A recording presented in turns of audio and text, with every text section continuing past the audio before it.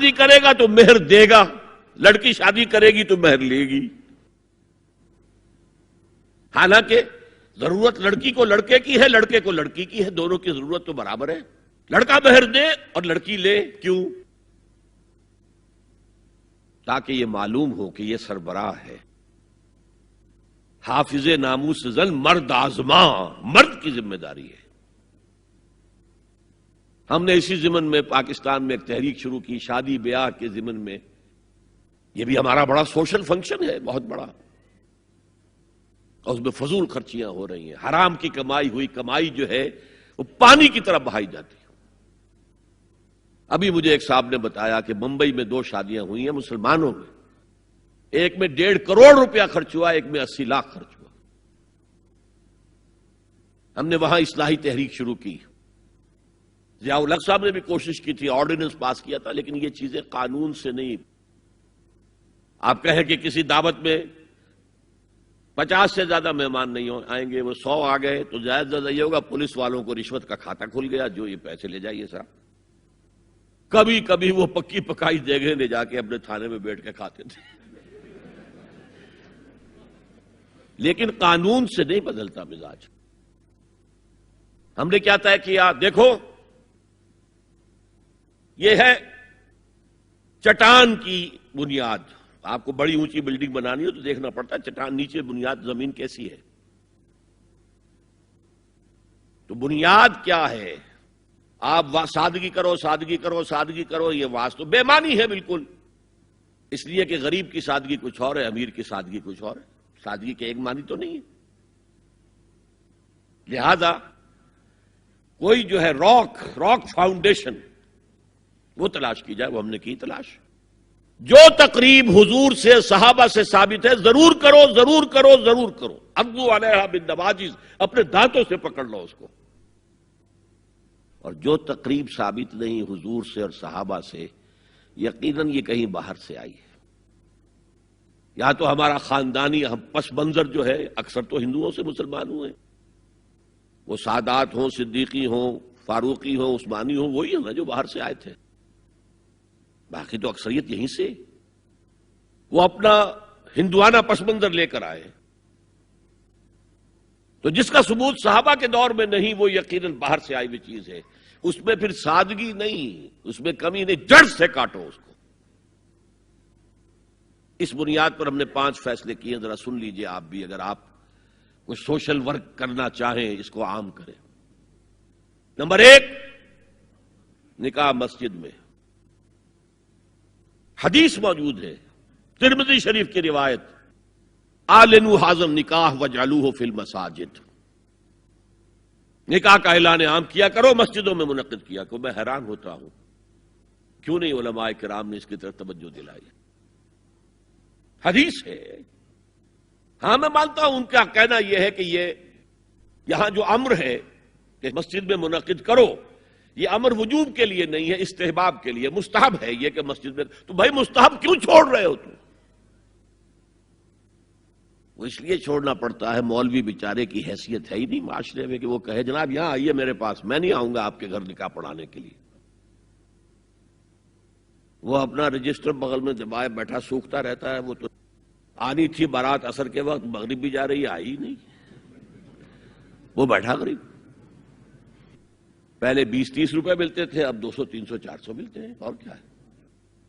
میں نے انہیں یاد دلایا، دیکھو شرم کرو. عیسائیوں نے آج تک اپنے چرچ کی اور اپنے پادری کی عزت یہ رکھی ہے کہ شہزادے اور شہزادی کی شادی ہوگی وہ بھی پادری چرچ میں آئیں گے. شہزادے کی شادی ہو رہی ہے تو جو ان کی پارلیمنٹ کے ساتھ ہے چرچ، وہاں شادی ہوگی. وہاں پردہ نہیں ہے، لڑکا لڑکی دونوں آمنے سامنے کھڑے ہو کر قول و قرار کریں گے. ہمارے ہاں پردہ ہے تو اس لیے لڑکی کے گھر بھی جائیں گے تو لڑکی تو محفل میں نہیں آئے گی. لڑکی کا ایک وکیل ہوگا، وہ وکیل اجازت لے کر آئے گا، 2 اس کے گواہ ہوں گے، اس کے سامنے اجازت لی گئی، پھر وہ نکاح خواہ کو اجازت دیں گے، وہ نکاح پڑھا دیں گے. پہلی بات یہ ہو گئی کہ نکاح مسجد میں. نمبر 2، نکاح کے موقع پر کوئی دعوت طعام نہیں، کوئی ثابت نہیں. دعوت طعام صرف ایک ہے، وہ ولیمہ ہے. اور اس قدر معقول بات ہے، سب باپ اپنے سینوں پر ہاتھ رکھ کر سوچیں اور میری بات سنیں، کیا بیٹی کو گھر سے رخصت کرنے کا وقت جو ہے وہ خوشی کا وقت ہوتا ہے؟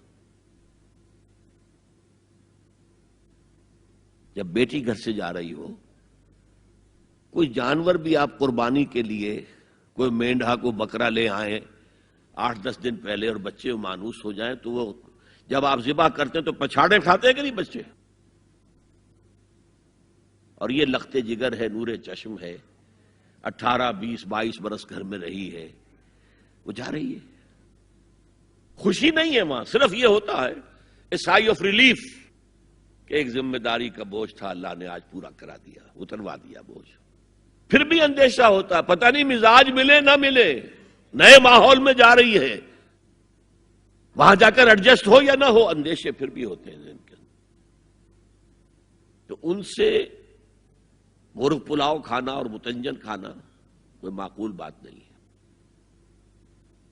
معقول بات کیا ہے؟ لڑکا، اس کا گھر آباد ہوا ہے، وہ ولیمہ کرے، اس پر باقاعدہ احادیث اولبو ولو بشاتن، ولیمہ ضرور کرو چاہے ایک ہی بکری ہو تمہارے پاس، ذبح کرو، کاٹو، کھلاؤ گوشت اپنے دوستوں کو، احباب کو۔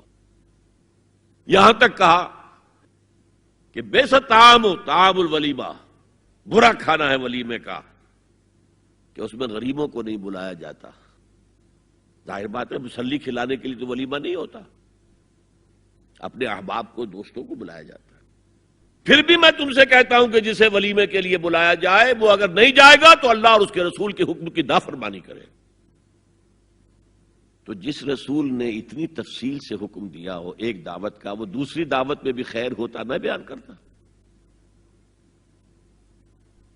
جب نکاح مسجد میں اور کوئی دعوت طعام نہیں تو بارات کا تصور، خلاص۔ بارات کس بلا کا نام ہے؟ قرآن میں تو کوئی ذکر ہی نہیں، عربی میں یہ لفظ ہی نہیں۔ اجتماع طرفین مسجد میں ہوا، نکاح ہوا، لڑکی کو، حضرت فاطمہ کو رضی اللہ تعالی عنہا، کچھ خواتین جا کر چھوڑ آئی تھی اس حجرے میں جو ایک انصاری صحابی نے حضرت علی کو دیا تھا، ان کا تو کوئی گھر بھی نہیں تھا۔ کوئی حضرت علی آئے ہوں اور آ کر وداع کرا کے لے کے گئے ہوں، کچھ بھی نہیں۔ چوتھی چیز، جہیز کا کوئی تصور اسلام میں نہیں، خالص ہندوانہ رسم، خالص ہندوانہ رسم، خالص ہندوانہ رسم۔ ہندوؤں میں کیوں ہے؟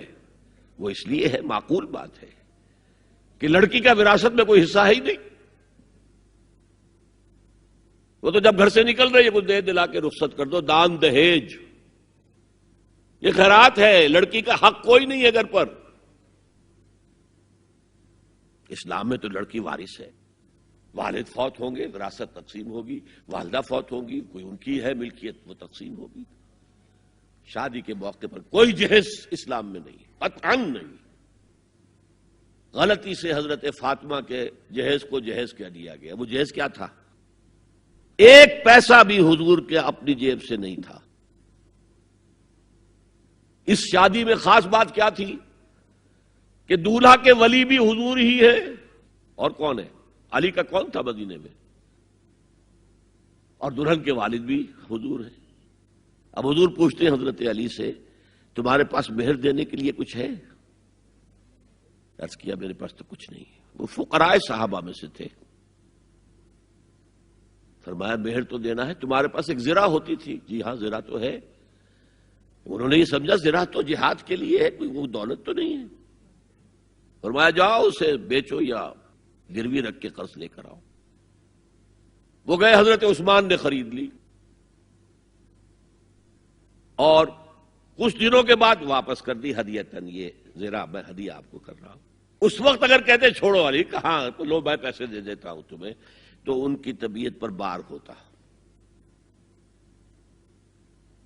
اس پیسے سے حضور نے کچھ پیسے گھر بھیجے اندر، دلہن کو ذرا تیار کر دو،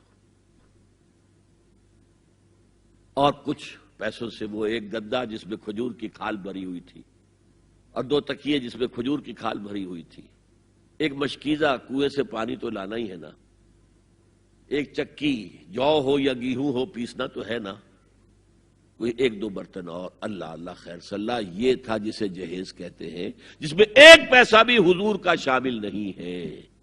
وہ حضرت فاطمہ کا مہر تھا جسے بنایا گیا، ورنہ مدینے ہی میں دوسری آپ کی صاحبزادی کا نکاح حضرت عثمان سے بھی ہوا، کہیں ذکر ہے جہیز کا؟ حضرت عثمان کا گھر بھرا ہوا، ہر چیزیں موجود، وہاں تو جہیز کا تذکرہ نہیں۔ بہرحال یہ شادی کو آسان کرو، زنا کو مشکل بناؤ۔ یہاں شادی کے لیے 9 من تیل ہوگا تو رادھا ناچے گی، ورنہ یہ کہ بڑی ہو رہی ہے، عمر ہو رہی ہے، سب کچھ ہو رہا ہے، لیکن کچھ تقاضے تو ہے نا، آخر کچھ تو کرنا ہوتا ہے نا، آخر کچھ نہ کچھ لوگوں کو تو کھانا کھلانا ہی ہوتا ہے نا، بارات تو آخر آئے گی ہی نا، کچھ نہ کچھ تو دینا ہی ہوگا، کچھ جوڑے کپڑے، کچھ یہ۔ اسلام کا فلسفہ جو میں نے 4-5 باتیں آپ کو بتا، فلسفہ یہ ہے کہ لڑکی کے باپ پر ایک پیسے کا بوجھ نہیں، اس نے لڑکی پال پوس کے تمہارے حوالے کر دیا، اب اور کیا چاہتے ہو تم؟ سارا مرد آزماں مرد آفرین، مرد کو چیلنج دیا ہے، تم مرد ہو، مہر تم دو گے۔ اور سب سے بڑھ کر کیا ہو رہا ہے آج کل بھی ہوتا ہے، وہ ہمارے ایک کچھ کام ہوتے ہیں اسلامی، وہ بھی ہے، کچھ وہی ہندوانہ پس منظر۔ نکاح کی محفل میں چھوارے کون لے کے آتا ہے جی؟ لڑکے والے۔ اور پلاؤ کن سے کھاتے ہیں بھائی؟ جس کو تمہیں مرغ پلاؤ کھلا رہا ہے وہ چھوارے نہیں بانٹ سکتا تھا؟ یہ ہے اسلام اور غیر اسلام کا امتزاج۔ چھوارے لڑکے والے لے کر آئیں گے اور پھر دعوت اڑائیں گے لڑکی والوں کی طرف سے۔ میں نے سنا ہے، میں اس کی تصدیق نہیں کر سکتا، کہ میوات میں جو مسلمان تھے، جو شدی کی تحریک جن پر چلائی گئی تھی، اور بہت سے لوگ شدی ہو بھی گئے تھے، اور اس فتنے کے مقابلے کے لیے مولانا محمد الیاس رحمۃ اللہ علیہ نے یہ تبلیغی سلسلہ شروع کیا تھا۔ وہاں سنا ہے کہ یہ ہوتا تھا، ایک تو نام بھی آدھے ہندوانہ آدھے مسلمان، اب شادی کرنی ہے، اچھا مولوی جی کو بلا لو، بول پڑھا دیں۔ لیکن وہ کہتے یہ بول پڑھانے سے یہ ہو گیا شادی؟ یہ تو سمجھ میں نہیں آئی۔ پھر وہ کہتے تھے پھیرے بھی ڈلوا لو۔ اب لڑکی کی چادر اور لڑکے کی چادر میں گرہ لگے اور پھر وہ سب کے سامنے 7 چکر لگائیں، تب تو پتا چلا کہ بات پکی ہو گئی، ورنہ یہ کہ قبول کر لیا بس۔ واللہ عالم یہ لطیفہ ہے یا واقعہ ہے، لیکن یہ مجھے سنایا ہے بعض لوگوں نے کہ یہ وہاں ہوتا تھا، اطمینان نہیں ہوتا تھا، یہ بول کہنے سے بات ہو گئی۔ بہرحال اب میں آ رہا ہوں تیسرے موضوع پر، اس کا تعلق